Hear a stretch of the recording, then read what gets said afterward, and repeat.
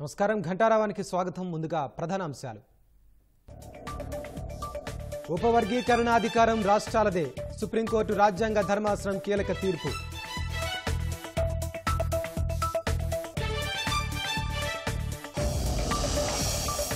Supreme court తీర్పు 30 ఏళ్ల పోరాట ఫలితమన్న మందకృష్ణ మాదిగ. చంద్రబాబు చేసిన చట్టం వల్లే న్యాయం బతికిందని హర్షాతిరేకం. సామాజిక న్యాయం టీడీపీ సిద్ధాంతమన్న సీఎం చంద్రబాబు. దామాషా ప్రకారం ప్రతి వర్గానికి న్యాయం చేస్తామని హామీ.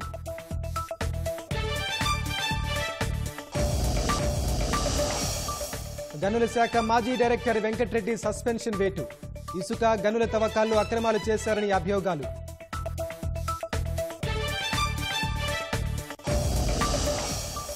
Hamas military wing commander Mohammed Deif హతం.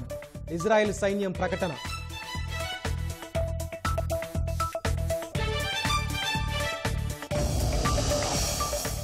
ప్యారిస్ ఒలింపిక్స్ లో భారత్ ఖాతాలో మరో కాంస్యం. 50 మీటర్ల రైఫిల్ 3 పొజిషన్స్ ఈవెంట్లు సత్తా చాటిన Swapnil.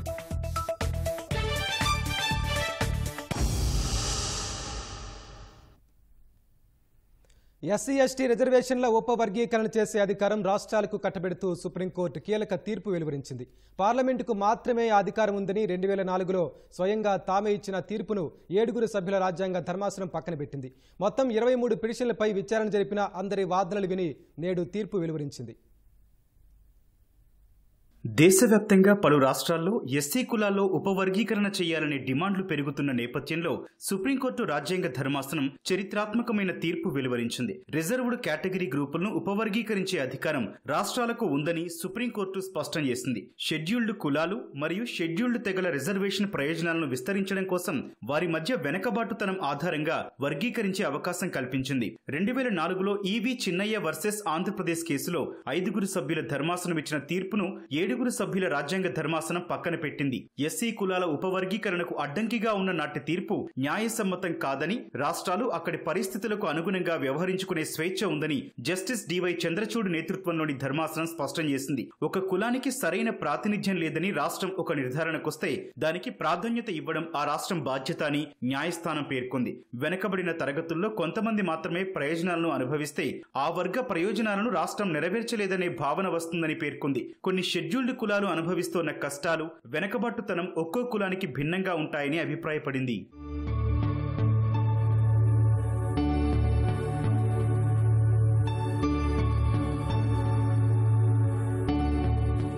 CJI justice DY Chandrachud నేతృత్వంలోని 7 సభ్యుల రాజ్యాంగ ధర్మాసనం 6:1 మెజారిటీతో ఈ తీర్పు వెలువరించింది. సిజేఐ జస్టిస్ చంద్రచూడ్ సహా ధర్మాసనంలో ఉన్న 6 ఉపవర్గీకరణను సమర్థించగా జస్టిస్ బేలా త్రివేది మాత్రం విభేదించారు. ధర్మాసనం మొత్తంగా 6 వేర్వేరు తీర్పులు వెలువరించింది. కల్పిత లెక్కలు కాకుండా రాష్ట్ర ప్రభుత్వాలు నిశ్చయించిన పరిమాణంలో తగిన గణాంకాల ఆధారంగా వర్గీకరణ ఉండాలని మెజారిటీ తీర్పు స్పష్టం చేసింది. సిజేఐ జస్టిస్ డివై చంద్రచూడ్ నేతృత్వంలోని ఈ ధర్మాసనంలో justice B R Gavai, justice Vikramnath, justice Bela M Trivedi, justice Pankaj Mithal, justice Manoj Mishra, justice Satish Chandra Sharma సభ్యులుగా ఉన్నారు. రాజ్యాంగ న్యాయ సూత్రాల ప్రకారం ప్రతి వర్గానికి హక్కులుంటాయని, అన్ని వర్గాలు వ్యవస్థల్లో భాగమే కాబట్టి ఏ ఒక్కరూ వాటికి దూరంగా ఉండాల్సిన పరిస్థితి రాకూడదని వ్యాఖ్యానించింది. రాష్ట్రాల వాదనతో ఏకీభవించిన ధర్మాసనం రాజ్యాంగంలోని 341వ అధికరణం ఎస్సీ ఎస్టీలు అందరూ సజాతీయ తరగతి అని ఎక్కడా స్పష్టంగా చెప్పలేదని తీర్పులో పేర్కొంది. 5 సభ్యుల ధర్మాసనంలో పేర్కొన్న విధంగా ఉపవర్గీకరణ చేయడం 341(1), 341(2) అధికరణాలను ఉల్లంఘించినట్లు ఏమాత్రం కాదని స్పష్టతిచ్చింది. తీర్పును సమర్థిస్తూ జస్టిస్ బిఆర్ గవాయ్ 341వ అధికరణం రిజర్వేషన్ కు సంబంధించింది కాదని, అది కేవలం ఎస్సీ ఎస్టీలను గుర్తించడానికి మాత్రమే వర్తిస్తుందని తన వ్యాఖ్యలను జోడించారు.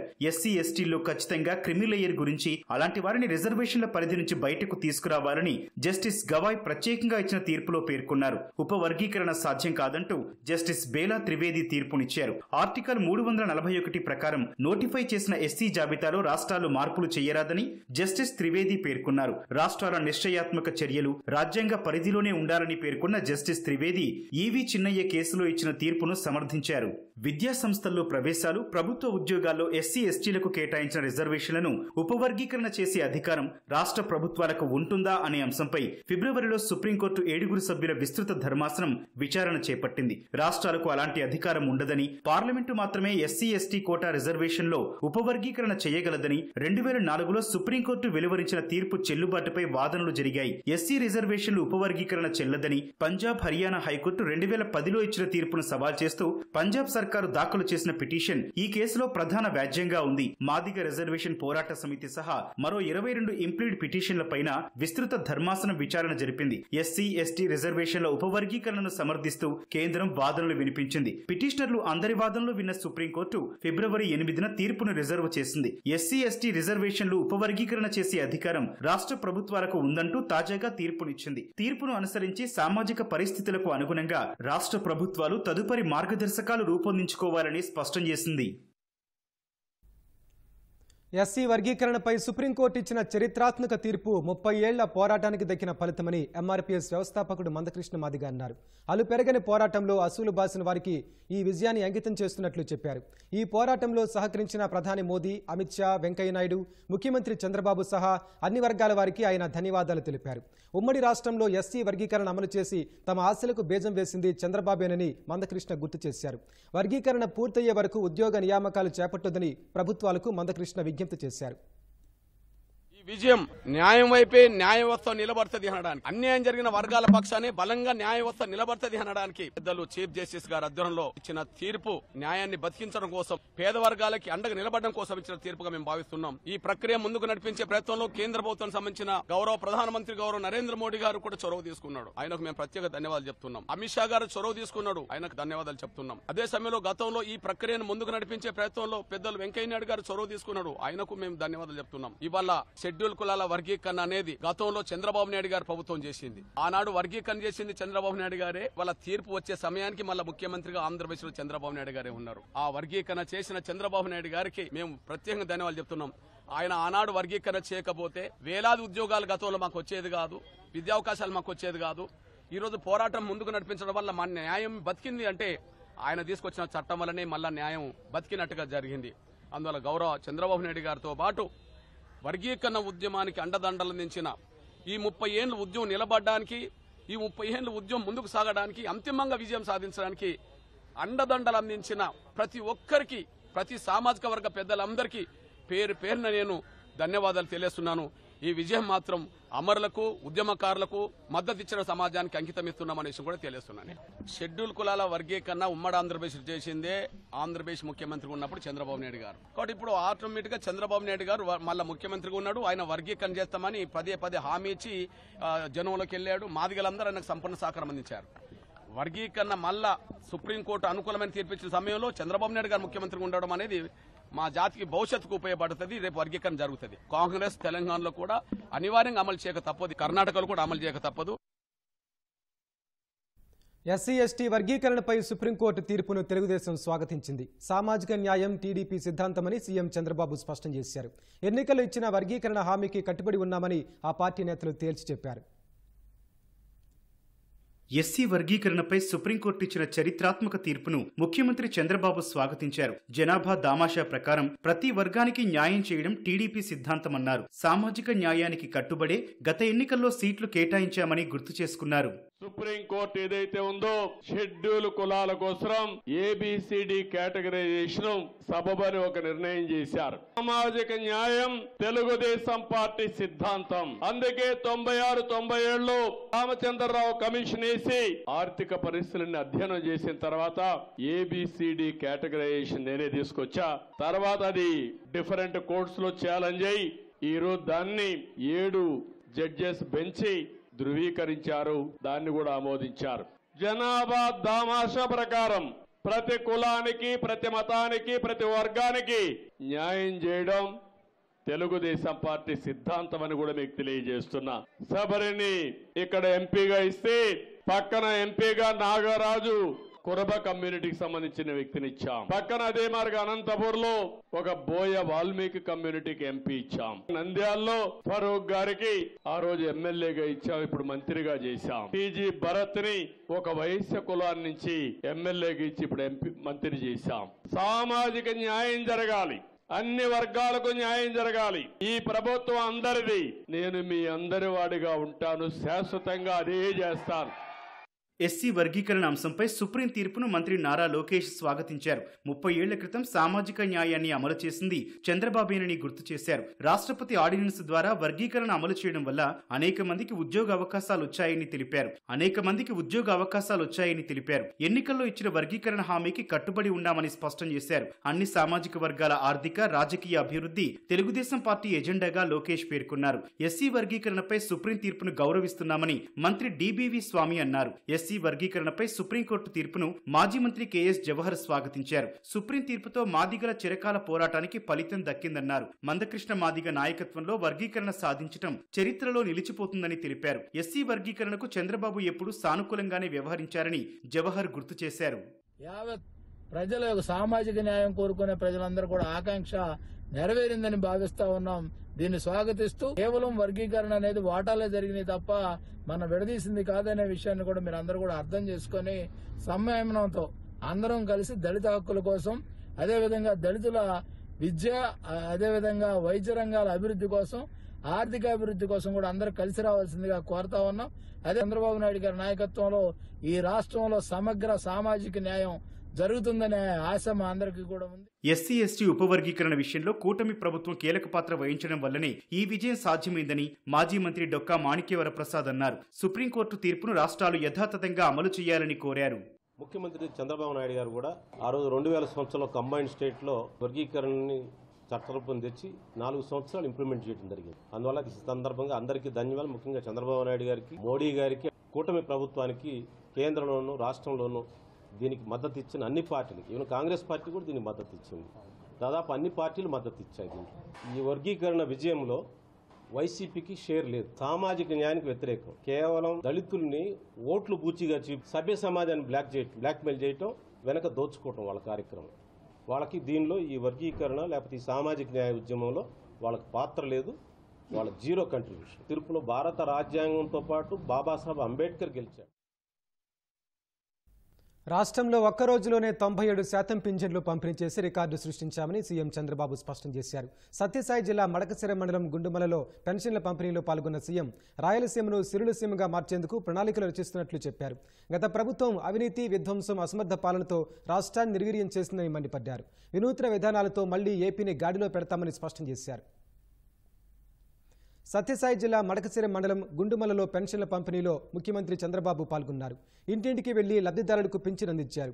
వారి యోగక్షేమాలు తెలుసుకున్నారు. ఆర్థిక పరిస్థితిపైన ఆరా తీశారు. ప్రభుత్వం నుంచి సంక్షేమ పథకాలు అందుతున్న తీరును పరిశీలించారు. లబ్ధిదారులు తమకున్న సమస్యలను సీఎంకు నివేదించగా వాటికి వెంటనే పరిష్కారం చూపాలని కలెక్టర్ను ఆదేశించారు. మల్బరీ తోటలను పరిశీలించిన చంద్రబాబు రైతుల సమస్యలను తెలుసుకున్నారు.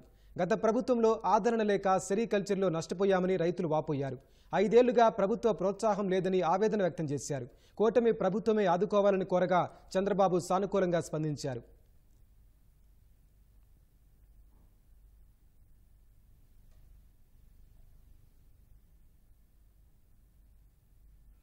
గ్రామంలో ప్రజలతో చంద్రబాబు ముఖాముఖి నిర్వహించారు. ప్రజావేదికలో లబ్ధిదారులతో మాట్లాడారు. రికార్డు స్థాయిలో ఒక్క రోజులోనే పింఛన్లు పంపిణీ చేసిన ఘనత తమ ప్రభుత్వానిదేనన్నారు. వితంతువులు, వృద్ధులు, వికలాంగులతో పాటు ఆదరవు లేని వారికి పింఛన్లు అందిస్తున్నట్లు సీఎం చెప్పారు. సంపద సృష్టించి పేదరిక నిర్మూలన చేస్తామని సీఎం పునరుద్ఘాటించారు. చరిత్రలో మొట్టమొదటిసారిగా 197 మందికి ఒకే రోజు ఉదయం ప్రారంభించి సాయంత్రానికి అర్హులందరికీ ఇంటి దగ్గరనే ₹1 తీసుకోకుండా ఎవ్వరికి ఇబ్బంది లేకుండా పింఛన్లు ఇచ్చిన ఏకైక ప్రభుత్వం ఈ ప్రభుత్వాన్ని మీ అందరికీ విజ్ఞప్తి చేస్తున్నా. ఏప్రిల్ నుంచే మీకు పింఛన్లు ఇస్తామని చెప్పి ₹7,000 ఒక నెలలో పింఛన్ ఇచ్చిన పార్టీ ఈ ఎన్డీఏ పార్టీ. ఒక బాధ్యత కలిగిన ప్రభుత్వం. ఆ బాధ్యతతో ప్రతి ఒక్కరిని ఆదుకోవడం కోసం ముందుకు పోతూ ఈ కార్యక్రమానికి శ్రీకారం చుట్టాం. పోయిన నెల ₹4,408 కోట్ల ఇచ్చాం. ఈ నెల 2,737 కోట్లు ఇస్తున్నాం. మొత్తం కలిసి రాష్ట్రంలో ₹33,500 కోట్ల సంవత్సరానికి పింఛన్లు ఇచ్చే ఏకైక ప్రభుత్వం భారతదేశంలో ఈ ప్రభుత్వం అని చెప్పి కూడా నేను మీకు తెలియజేస్తున్నా.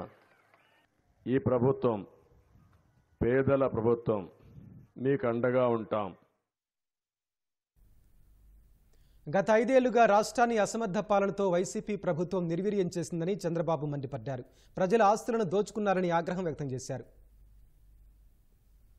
గడిచిన 5 సంవత్సరాలు చరిత్రలో చూడనటువంటి నష్టాన్ని మనం చూశాం. అన్ని వ్యవస్థలు నిర్వీర్యం అయిపోయినాయి.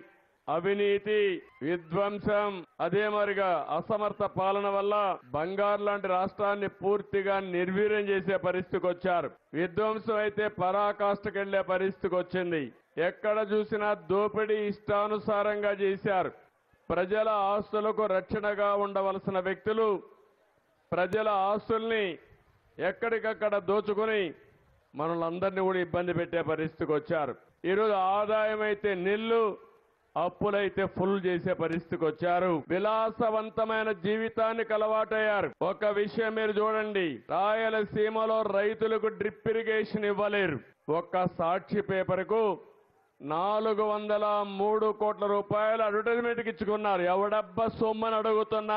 ఇక్కడ రిజర్వాయర్లు కట్టలేరు. కానీ మీరు చూస్తే సర్వే పేరు పెట్టి ఆ సర్వేకి రాళ్లు వేయడానికి 700 కోట్ల రూపాయలు ఖర్చు పెట్టారు. శ్మశానంలో ఎట్లయితే ఫోటో పెడతామని చనిపోయిన వాళ్ళకి ఆ మారిగా ఫోటోలు వేసుకునే పరిస్థితికి వచ్చారు. ఓబడమ్మకైతే ఇల్లు లేదు కానీ ఉండే ఇల్లు కూడా ఉరుస్తా ఉంది. కానీ ఈ మహానుభావుడు 500 కోట్ల రూపాయలు ఖర్చు పెట్టి విశాఖపట్నం ఋషికొండలో ప్యాలెస్ కట్టుకుంటున్నాడు.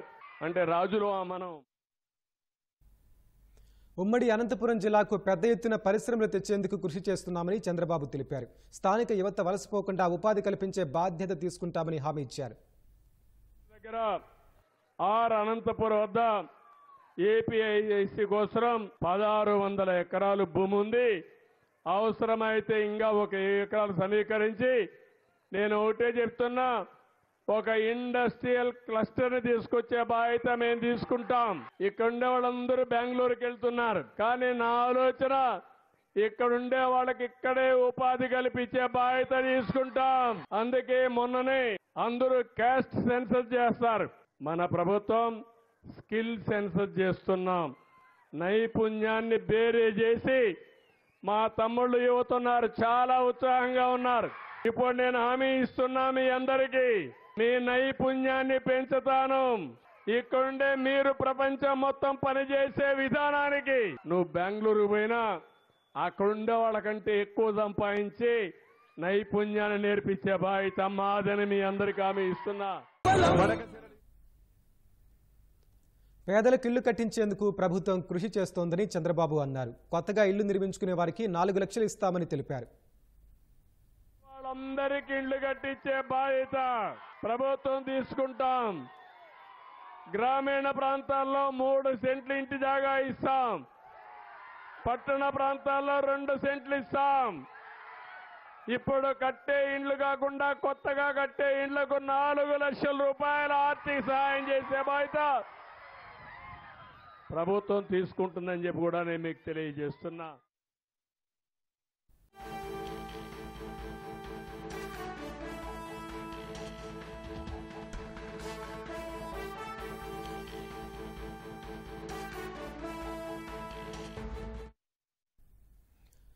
తాజా అంశం చూస్తున్నాం. గనుల శాఖ మాజీ ఎండీ వెంకటరెడ్డిని ప్రభుత్వం సస్పెండ్ చేసింది. సస్పెండ్ చేయడమే కాక అక్రమాలపై ఏసీబీ విచారణకు ఆదేశించింది. దీనికి సంబంధించి మరింత సమాచారం మా ప్రతినిధి ధనంజయ నుంచి తెలుసుకుందాం. ధనంజయ్, చెప్పండి, గనుల శాఖ మాజీ ఎండీ వెంకటరెడ్డిపై ఏసీబీ విచారణకు సంబంధించిన వివరాలేంటి?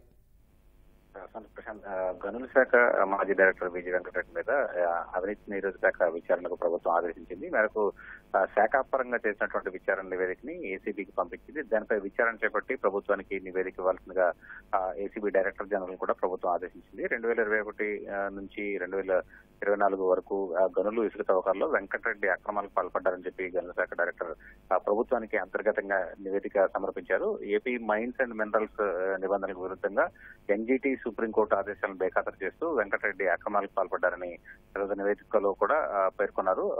అయితే ప్రభుత్వ ఆదాయానికి గండి కొడుతూ ప్రైవేట్ ఏజెన్సీలకు ప్రయోజనం కలిగించేలా వెంకటరెడ్డి వ్యవహరించారని నివేదికలో పేర్కొన్నారు. ఈ మేరకు ఆయన మీద క్రమశిక్షణ చర్యలకు ఆదేశిస్తూ దీంతో పాటు ఏసీబీ కూడా ఏసీబీ విచారణ కూడా చేయాలని చెప్పి ప్రభుత్వం ఆదేశించింది. ఆయన దాంతో పాటు వెంకటరెడ్డిని సస్పెండ్ చేస్తూ దానిపైన ఆ నివేదికను ఏసీబీకి పంపుతూ ప్రభుత్వం నిర్ణయించింది. దీనివైపు గనులు, ఇసుక తవ్వకాలలో జరిగినటువంటి అక్రమాలకు సంబంధించి క్రమశిక్షణ చర్యలతో పాటు ఆయన సస్పెండ్ కూడా చేశామని చెప్పి ఆయన మాతృశాఖగా ఉన్నటువంటి కోస్ట్ గార్డ్ విభాగానికి కూడా ప్రభుత్వం సమాచారం పంపించింది. ఈ మేరకు ప్రభుత్వ ప్రధాన కార్యదర్శి Neerabh Kumar Prasad coast guard director general కి లేఖ రాశారు. వాస్తవానికి ఆయన దాంట్లో ఇసుక తవ్వకాలు అక్రమాలు చేశారంటూ వెంకటరెడ్డి మీద విస్తృతమైనటువంటి అభియోగాలు ఉన్నాయట్టుగా ప్రభుత్వం పేర్కొంది. ఇసుక టెండర్లు అగ్రిమెంట్లో నిబంధనలు ఉల్లంఘించారని చెప్పి కూడా వెంకటరెడ్డిపై అభియోగాలు ఉన్నట్టు స్పష్టం చేసింది. సుప్రీంకోర్టు ఎన్జీటీ ఆదేశాలను బేఖాతరు చేశారని చెప్పి ప్రభుత్వం తన నివేదికలో కూడా పేర్కొంది. ఆదాయానికి గండి కొట్టి ప్రైవేటు వ్యక్తులకు లబ్ధికి చేకూరేలాగా వెంకటరెడ్డి వ్యవహరించినట్టుగా కూడా ప్రభుత్వం పేర్కొంది. మొత్తం కోస్ట్ గార్డ్ లో సివిలియన్ అధికారిగా ఉన్నటువంటి వెంకటరెడ్డి గత ప్రభుత్వ హయాంలోనే డెప్యుటేషన్ కి ఆంధ్రప్రదేశ్ కు వచ్చారు. ఆ తదుపరి ఇదంతా కూడా ఈ అక్రమాలకు పాల్పడ్డారని చెప్పి కూడా పేర్కొంది. అయితే వాస్తవానికి కోస్ట్ గార్డ్ లో ఉన్నటువంటి కోస్ట్ గార్డ్ ఉద్యోగిగా ఉన్నటువంటి వెంకటరెడ్డి ఏపీ ప్రభుత్వానికి డెప్యుటేషన్ పై వచ్చి ఆ సెంట్రల్ సివిల్ సర్వీసెస్ రూల్స్ కింద అతను కూడా అన్నింటినీ ఉల్లంఘించారని చెప్పి పేర్కొంటూ దాని కిందే సస్పెన్షన్ వేటు వేసినట్టుగా ప్రభుత్వం పేర్కొంది. అయితే ఈ సస్పెన్షన్ సమయంలో ఆయన హెడ్ క్వార్టర్స్ ను విడిచి వెళ్లొద్దని కూడా ప్రభుత్వం ఉత్తర్వులు పేర్కొంది. అయితే ఇప్పటికే గనుల శాఖ మాజీ ఎండీగా పనిచేసినటువంటి వెంకటరెడ్డి బదిలీ చేయగానే ఏపీఎండీసీ గనుల శాఖ డైరెక్టర్ పోస్ట్ నుంచి బదిలీ చేయగానే హైదరాబాద్ కు పట్టనట్టుగా మనకి సమాచారం అందుతోంది. ధన్యవాదాలు ధనంజయ్.